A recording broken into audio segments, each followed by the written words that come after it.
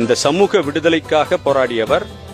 தொடர்ந்து எனக்கு தெரிந்து 15 ஆண்டு காலமாக 500க்கு 1000க்கு மேற்பட்ட வழக்கறிஞர்களை உருவாக்க வேண்டும் என்கின்ற எண்ணத்தை நம்முடைய தலைவர் APLF தலைவர் அண்ணன் பூவை மூர்த்தியார் அவர்கள் அதை எடுத்து தமிழ்நாடு முழுக்க பரப்பினார்.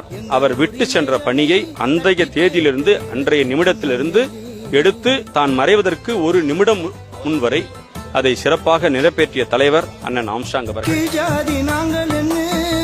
கேவலமா பேசினவன் கீழ்ஜாதி நாங்கள் என்ன கேவலமா பேசினவன் தலை எழுத்தையும் தலை கீழா புரட்டி போட்டிங்களே அவன் தலை எழுத்தையும் தலை கீழா புரட்டி போட்டிங்களே